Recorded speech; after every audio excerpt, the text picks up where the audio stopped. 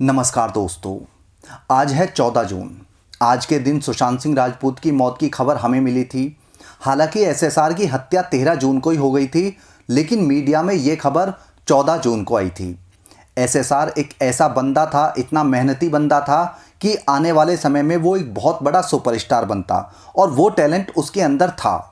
लेकिन बहुत सारी चीज़ें हुई और धीरे धीरे इंडस्ट्री में बड़े नाम उसके दुश्मन बनते चले गए, और बड़े बड़े बैनर ने जो है उसको साइलेंटली बैन करना शुरू कर दिया। बैन होने के बावजूद उसने छिछोरे जैसी सुपरहिट मूवी दी, जबकि छिछोरे को भी जो है डिस्ट्रीब्यूटर के थ्रू फ्लॉप कराने की पूरी साजिश रची गई थी। एक तरफ उसके कैरियर को दबाया जा रहा था, तो दूसरी तरफ उसे ड्रग्स और दवाइयाँ दी जा रही थी ताकि वो दिमागी रूप से स्टेबल ना रह पाए। उसे ना सिर्फ ड्रग्स दिया जा रहा था, बल्कि उसकी छोटी छोटी वीडियो क्लिप भी बनाई जा रही थी ताकि वक्त आने पर उन्हें सबूत की तरह दुनिया के सामने दिखाया जा सके। और ऐसी वीडियो क्लिप समय समय पर बाहर आई भी थी, जिससे लोगों को ये यकीन दिलाया जा सके कि सुशांत जो है बीमार था, यानी वो दिमागी रूप से दवाइयाँ खा रहा था। सुशांत के आसपास पूरा जाल बिछा दिया था। हो सकता है बॉलीवुड माफिया उसे सिर्फ पागल करना चाहते हो, या उसे इंडस्ट्री से बाहर करना चाहते हो, या ये भी हो सकता है कि उसे कुछ दिन के बाद में मारने का प्लान हो।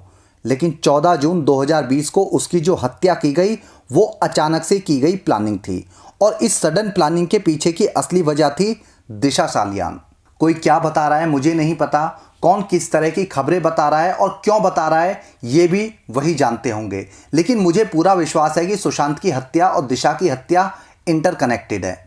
कोई कुछ भी कहे कि दिशा ने एसएसआर के पास से काम करना बंद कर दिया था, लेकिन फिर भी ये दोनों केस एक दूसरे से जुड़े हुए हैं। इस केस में बहुत बड़े बड़े लोग शामिल थे, और यही वजह थी कि पुलिस पहले दिन से ही इस केस को आत्महत्या साबित करने पर तुल गई थी। 2 महीने बाद जब सीबीआई को केस दिया गया, तब तक जो है सारे सबूत मिटा दिए थे, और सीबीआई को केस से जुड़ी फाइलें भी आसानी से नहीं दी गई। उसमें कितना ड्रामा हुआ था ये आप सबको पता है। सोशल मीडिया पर जब एसएसआर के फैंस ने आतंक मचाना शुरू किया, तो देश की ज़्यादातर पॉलिटिकल पार्टीज एक्टिव हो गई। शिवसेना, कांग्रेस, एनसीपी जहां डिफेंसिव मोड में आ गई थी, तो बीजेपी और नीतीश कुमार की पार्टी फ़ायदा उठाने के फुल मूड में थी। बिहार के सीएम नीतीश कुमार अचानक से उस केस में एक्टिव हो गए थे बिहार चुनाव के दौरान। उन्होंने सीबीआई की जाँच के लिए एक चिट्ठी लिख दी। बीजेपी ने भी जो है मौके को भुनाया और सीबीआई जाँच बिठा दी। केस एकदम से गर्म हो गया था, क्योंकि सीबीआई जांच से महाराष्ट्र सरकार और उसकी साथी कांग्रेस एकदम से बिलबिला उठी थी। जनता के मूड को बीजेपी ने भुनाया, क्योंकि उस समय बिहार में चुनाव थे और उस चुनाव का उन लोगों को फायदा भी हुआ। बीजेपी और नीतीश कुमार की पार्टी ने शानदार तो नहीं, लेकिन जीत हासिल की। लेकिन अब आप खुद सोचिए कि बिहार चुनाव के बाद क्या कभी बिहार के सीएम नीतीश कुमार ने या बीजेपी के किसी बड़े नेता ने एसएसआर केस पर कुछ बोला? महाराष्ट्र बीजेपी के नेताओं को छोड़ दो, वो वहां पर विपक्ष में है, तो वो कुछ ना कुछ बोलेंगे ही। बीजेपी महाराष्ट्र के नेता भी खूब उछल रहे थे, लेकिन अचानक से महाराष्ट्र के 2 बड़े नेताओं की मीटिंग होती है, और महाराष्ट्र बीजेपी के जो नेता उस समय थोड़ा बहुत बोल रहे थे, वो भी अचानक से बंद हो गए। वैसे वो मीटिंग किन नेताओं के बीच में हुई थी, ये आप लोगों को अच्छे से याद होगा, और नहीं याद है तो मैं बताता हूँ। देवेंद्र फडणवीस और संजय राउत, वो एक जादुई मीटिंग थी। उस मुलाकात के बाद सुशांत केस पर राजनीति ऑलमोस्ट बंद हो गई थी। हाँ, बाद में नारायण राणे जो था वो जरूर उसने 2-4 बार बयान दिए थे, लेकिन वो बस खाना पूर्ति थी। दोनों नेताओं की मुलाकात के बाद सब कुछ शांत होता चला गया। मैंने उस समय भी कई वीडियोज में खुल के कहा था कि एसएसआर केस का सच अब कभी भी सामने नहीं आ पाएगा। उससे पहले सीबीआई के समय भी बोला था कि सीबीआई में एलियंस काम नहीं करते, वहाँ पर भी इंसान होते हैं, वो भी डरते हैं, उनकी भी फैमिली है। जिया खान के केस में भी सीबीआई थी, उसमें कितना इंसाफ मिला सबको पता है। सूरज पांचोली आज मजे से अपनी जिंदगी जी रहा है, और जिया खान आज भी इंसाफ का इंतजार कर रही है। लेकिन देश की भोली भाली जनता का मानना था कि तब कांग्रेस थी, इसलिए सीबीआई बिक गई थी। आज की डेट में मोदी राज है, और अब सिस्टम जो है पहले के जैसा नहीं है। लेकिन मैंने तब भी बोला था कि कुछ नहीं होने वाला है। तब गालियां मिलती थी, क्योंकि मैं मोदी के अगेंस्ट बात कर रहा था, क्योंकि लोग सच को स्वीकार करना नहीं चाहते थे। लेकिन आज 14 जून 2022 को सुशांत की हत्या को 2 साल बीत चुके हैं। कुछ समय पहले सीबीआई से अपडेट देने को कहा, तो उसने क्लियरली मना कर दिया कि जांच चल रही है, और वो ऐसे बीच में जो है केस के बारे में बात नहीं कर सकती है। अभी 2 महीने पहले आरटीआई लगाई, तो भी जो है सीबीआई ने केस के बारे में बताने से साफ साफ मना कर दिया। केस को बीरबल की खिचड़ी की तरह लंबा खींचने की आदत बहुत पुरानी है। दिव्या भारती की मौत की जांच 3 से 4 साल चली और चुपके से क्लोजर रिपोर्ट लगा के केस बंद कर दिया। जिया खान के केस की जांच भी 4-5 साल लंबी चली और सूरज पांचोली जैसे मासूम को बचाने के बाद ही केस को बंद किया गया। इसके बाद दिशा सालियान केस और उसके बाद सुशांत। दिशा का केस तो अब जो है कहीं भी गिनती में है ही नहीं। सुशांत के केस में सीबीआई इंसाफ तो नहीं देने वाली, ना आज ना कल। सुशांत की हत्या किसने की वो आज सबको पता है और ये भी पता है कि उसमें कौन कौन लोग शामिल थे। ये लोग 100% नहीं बल्कि 1000% सेफ हो चुके हैं। पॉजिटिव रहना अलग चीज़ है और सब कुछ जानकर मूर्ख बने रहना एकदम अलग चीज़। मैं आपको खुश करूं कि इंसाफ मिलेगा।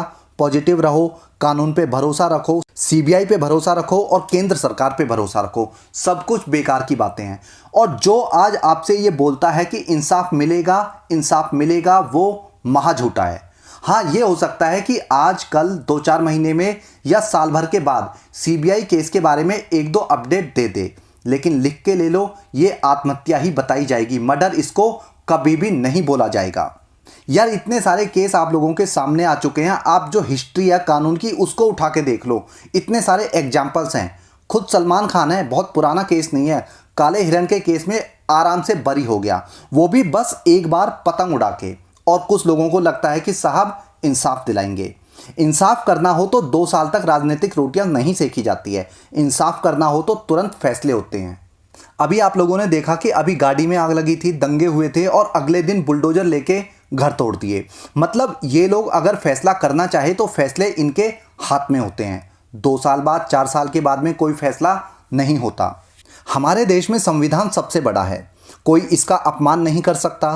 कानून सबके लिए समान है, ये सिर्फ किताबी बातें हैं और आम लोगों को मूर्ख बनाने वाले शब्द हैं। कानून यहाँ अमीर और पावरफुल लोगों की जेब में रखा होता है। यहाँ फैसला तभी होगा जब टुकड़ा डाला जाएगा। बिना टुकड़े के सिर्फ तारीखें मिलेंगी और कुछ नहीं। कायदे से एसएसआर केस का फैसला हो चुका है। वो बात और है कि आप लोगों को नहीं पता है, हमें नहीं पता है, लेकिन जिन्हें पता चलना चाहिए उन्हें पता चल चुका है।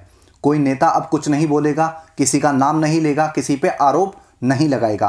आम आदमी भी जो है अब समय के साथ में उम्मीद छोड़ता जा रहा है। सुशांत की हत्या के बाद जो माहौल बना था वो सोशल मीडिया पर तो था ही, बल्कि जमीनी स्तर पर भी काफ़ी ज़्यादा प्रोटेस्ट हुए थे।